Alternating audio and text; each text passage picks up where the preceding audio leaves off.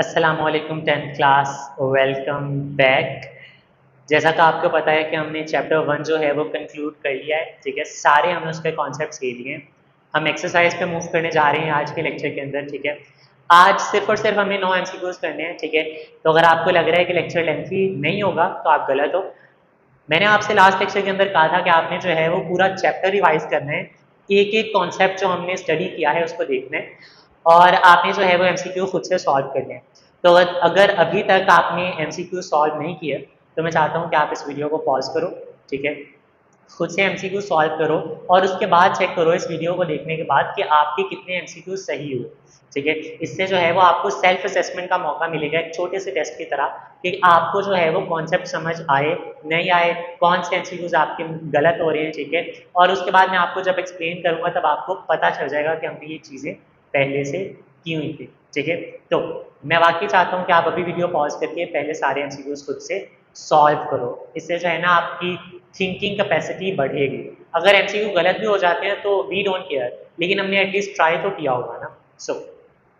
तो हम शुरू करते हैं भाई, और लाजमी कमेंट में बताना है कि स्टूडेंट के कितने एमसीक्यू सही हुए विदाउट एनी असिस्टेंस। ठीक है, वैसे आप पीछे से चैप्टर के पीछे से देख सकते हो। ठीक है, कोई भी कॉन्सेप्ट रिवाइज करना हो, कोई वर्ड भूलना हो तो आप देख सकते हो, लेकिन किसी हेल्पिंग बुक की, एआई की या टीचर की हेल्प नहीं लेनी।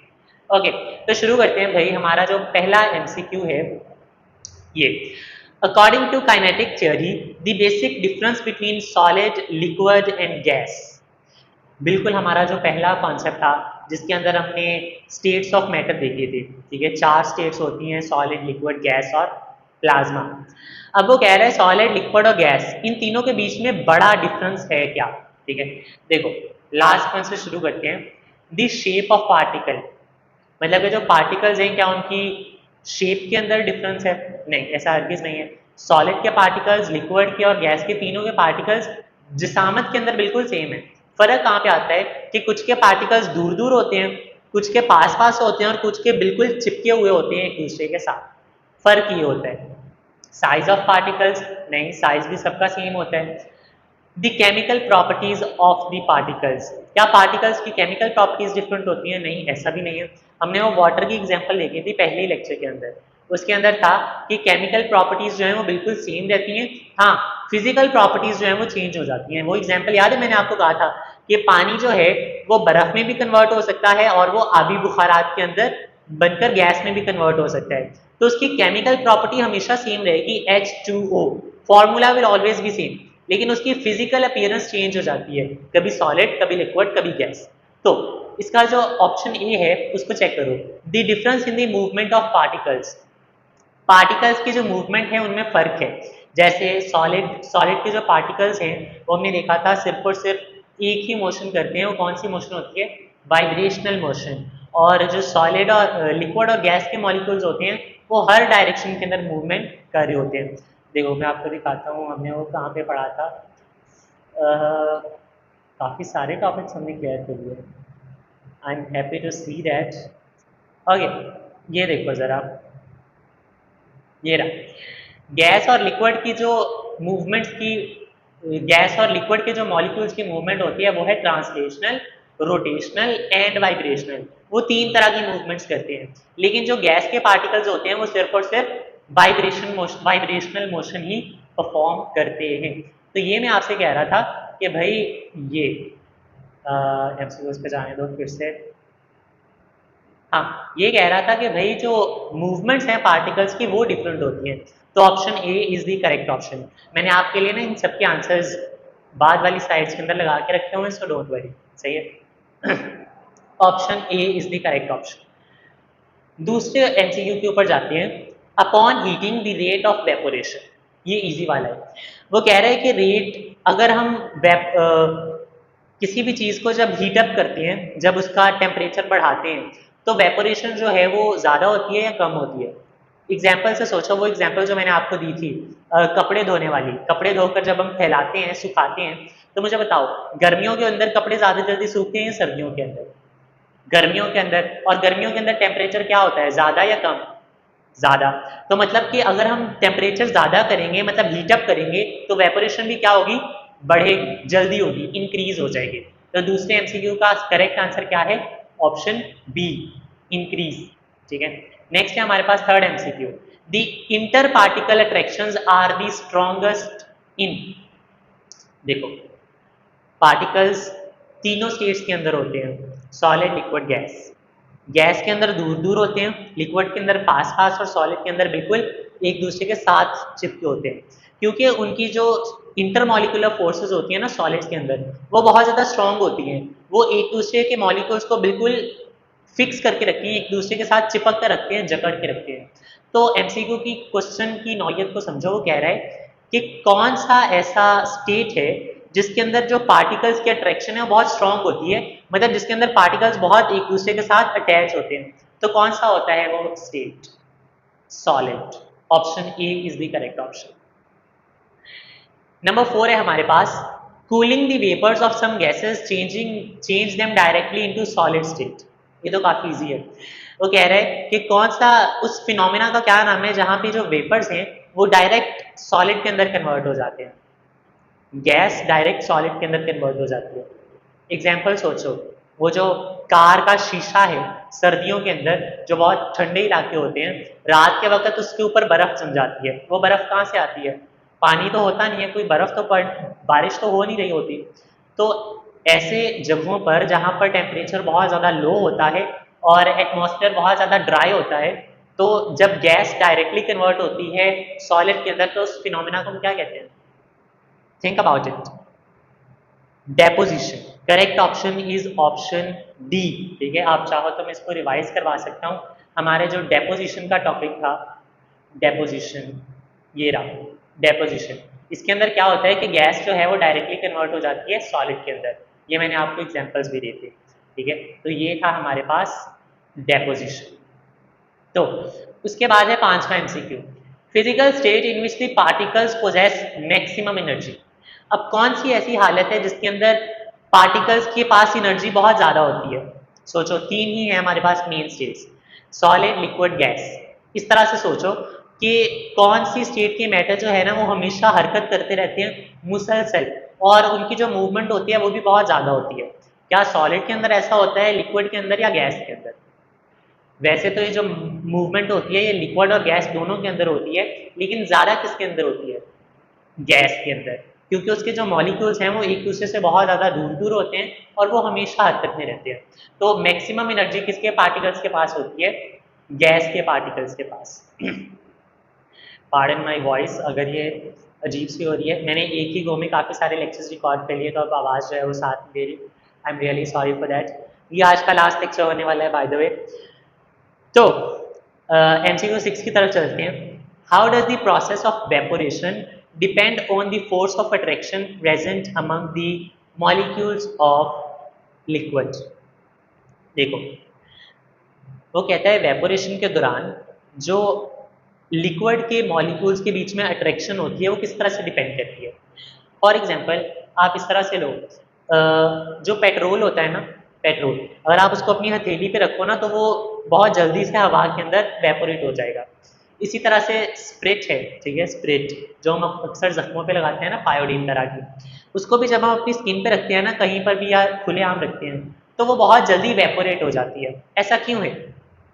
क्योंकि जो पेट्रोल और स्प्रिट वगैरह है ना, एल्कोहल वगैरह, इनकी इंटरमॉलिक्यूलर फोर्सेस बहुत ज़्यादा वीक होती हैं। तो चूंकि इंटरमॉलिक्यूलर फोर्सेस वीक होती हैं तो जो एनर्जी है, जो मॉलिक्यूल्स हैं वो जल्दी से अपने आप को आज़ाद करके हवा के अंदर शामिल हो जाते हैं और जल्दी से वेपोरेट हो जाते हैं। लेकिन खुद सोचो, अगर कोई ऐसा लिक्विड हो जिसकी इंटरमॉलिक्यूलर फोर्सेस बहुत ज़्यादा स्ट्रॉन्ग हो, जैसे शहद है, हनी, आप इसको चाहे जितना मर्जी देर बाहर रखिए रखो, ठीक है, ये वेपोरेट बहुत मुश्किल से होता है, ठीक है, बहुत ज़्यादा कम मिकदार के अंदर, बहुत रेयर केसेस के अंदर। क्यों? क्योंकि शहद जो है वो बहुत ज़्यादा चिपचिपा होता है, इसकी इंटरमॉलिक्यूलर फोर्सेस बहुत ज़्यादा स्ट्रॉन्ग होती हैं। तो इससे कि हमें क्या पता चलता है? इससे हमें ये पता चलता है कि ऐसा लिक्विड जिसकी इंटरमॉलिक्यूलर फोर्सेस स्ट्रॉन्ग होंगी उसके अंदर वेपोरेशन का रेट कम होगा, और जिसकी इंटरमॉलिक्यूलर फोर्सेस वीक होंगी उसकी वेपोरेशन स्ट्रॉन्ग होगी, मतलब उसकी वेपोरेशन जल्दी से होगी।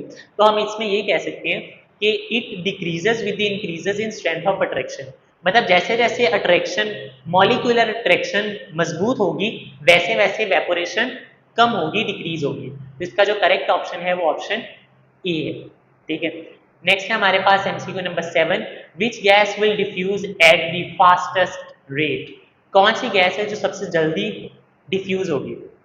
ये तो हमारे पास वो क्विक चेक का क्वेश्चन है ना, ये वाला क्वेश्चन नंबर 1, इसको हमने प्रीवियस ही किया था 2 लेक्चर्स पहले। तो बताओ मुझे इन तीनों में से कौन सी गैस थी जो कि सबसे जल्दी डिफ्यूज होती थी। H2S, hydrogen sulphide. ठीक है, ये तो हमने ऑलरेडी क्वेश्चन में भी किया हुआ था। देखो ये क्वेश्चन शॉर्ट क्वेश्चन में भी आ गया, उसके एमसीक्यू में भी टेस्ट कर लिया। ठीक है, इसका करेक्ट ऑप्शन क्या होगा, ऑप्शन सी। लास्ट है हमारे पास एमसीक्यू नंबर 8। एमसीक्यू में समझा देता हूँ, थोड़ा सा ट्रिकी था। वो कह रहे हैं कि जब गैस से लिक्विड में चीज़ कन्वर्ट होती है तो उस फिनोमिना को क्या कहते हैं, और जब लिक्विड से सॉलिड में चीज़ कोई भी कन्वर्ट होती है या स्टेट कन्वर्ट होती है उस प्रोसीजर को हम क्या कहते हैं। देखो सबसे पहले तो ये वाला इजी है, लिक्विड से सॉलिड। जब भी कोई लिक्विड सॉलिड में कन्वर्ट होता है, फॉर एग्जाम्पल जब पानी बर्फ में कन्वर्ट होता है तो इस फिनोमिना को हम क्या कहते हैं, लिक्विड से सॉलिड। फ्रीज होना, जमना, तो हमें ये तो पता चल गया कि दूसरे वाले के अंदर क्या आएगा, फ्रीजिंग। मतलब आंसर या सी होगा या डी होगा, इसके अलावा कोई ऑप्शन आंसर नहीं हो सकता। अब हमने देखना है कि गैस से लिक्विड में कन्वर्ट होने के प्रोसीजर को क्या कहते हैं। क्या इसको हम बॉइलिंग कहते हैं, नहीं, बॉइलिंग तो उबलने को कहते हैं। गैस से लिक्विड में कन्वर्ट होने को हम कहते हैं कॉन्डेंसेशन। ठीक है, वो जो डायग्राम है आपको आई होप याद होगी, वो डायग्राम काफ़ी अच्छी थी इस तरह की रिवीजन के लिए। काफ़ी सारी हमने चूंकि प्रोसीजर्स पढ़ी है। ये देखो जब भी गैस लिक्विड में कन्वर्ट होती है तो उस प्रोसीजर को हम क्या कहते हैं, कॉन्डेंसेशन। ठीक है, और जब भी लिक्विड सॉलिड में कन्वर्ट होता है तो उसको हम क्या कहते हैं, फ्रीजिंग। तो अगर आपके जहन में ये डायग्राम थी, ये कॉन्सेप्ट्स थे, तो आप इस एमसीक्यू को इजीली सॉल्व कर सकते थे। लास्ट एमसीक्यू है हमारे पास, how does the process of evaporation depend on the force of attraction present among the molecules of a liquid. मतलब कि वो कह रहा है, नहीं बल्कि हमने कर लिया MCQ number 6 exactly, MCQ number 9 करना था, my bad. Student noticed frost falling on the ground at 6:30 a.m. and disappearing by 8:30 a.m. Which phase change was responsible for changing the frost into water vapors? MCQ ये है कि एक student था, वो जब उसने 6:30 बजे देखा कि खिड़की के ऊपर फ्रॉस्ट आई हुई है। ठीक है, फ्रॉस्ट मतलब वो जो बर्फ़ की बारीक सी लेयर होती है उसको कहते हैं। और जब उसने 8:30 बजे देखा तो उसने देखा कि वो डिसअपियर हो गई है, मतलब गायब हो गई है। 6:30 बजे थी और 8:30 बजे गायब हो चुकी है। तो मतलब कि वो कह रहा है अब फ्रॉस्ट जो है वो वाटर वेपर में कन्वर्ट हो गई है। इधर लिखा हुआ है which phase change was responsible for changing the frost into water vapor। अब वो कौन सा प्रोसीजर था जिसने फ्रॉस्ट को वाटर वेपर में कन्वर्ट किया। तो इस प्रोसीजर का नाम क्या है जिसके अंदर सॉलिड गैस के अंदर कन्वर्ट होता है। इस प्रोसीजर का नाम था सब्लिमेशन। ठीक है, अभी वो जो डायग्राम मैंने आपको दिखाई है ना उसके अंदर देखो जाके, जब सॉलिड गैस में कन्वर्ट होता है विदाउट मेल्टिंग, मतलब पिघले बगैर जब वो कन्वर्ट होता है तो हम उसको कहते हैं सब्लिमेशन। मैंने यहाँ पे जो है वो आपके लिए करेक्ट आंसर्स के जो है वो मार्किंग कर दी है। ठीक है, ये 9 एमसीक्यूज हैं हमने कर लिए। ठीक है, आई होप इन्हीं 9 में से आपको कोई एग्जाम के अंदर आ जाएगा, एक एमसीक्यू आना है। ठीक है, इस चैप्टर में से अगर वो इन्हीं 9 में से आ जाएगा तो आपके लिए आसानी हो जाएगी। हमने इनको भी रट्टा नहीं लगाया, हमने इनको कॉन्सेप्चुअली समझ के किया। ठीक है, मिलते हैं हम अपने नेक्स्ट लेक्चर के अंदर जिसमें हम इसी चैप्टर के जो शॉर्ट क्वेश्चंस हैं उनको स्टडी करेंगे। ठीक है, अपना ख्याल रखिएगा और इस पूरे चैप्टर को जो है वो थॉरोली प्रिपेयर कर लें। ठीक है, ईच एंड एवरीथिंग एक ही गो के अंदर सारे कॉन्सेप्ट्स याद करें और कोशिश करें कि आपकी आपकी फिंगर पॉइंट्स पर हो, फिंगर टिप्स पर हो ये सारे कॉन्सेप्ट्स। ठीक है, लिक्विड से सॉलिड हो तो क्या होता है, सॉलिड से गैस हो तो क्या होता है, ईच एंड एवरीथिंग। और हाँ, इनके अंदर से कुछ जो स्पेल्स हैं वो डिफरेंट होते हैं, तो डिफ़िकल्ट होते हैं, उनको एक दफ़ा लाजमी लिख कर देखिएगा।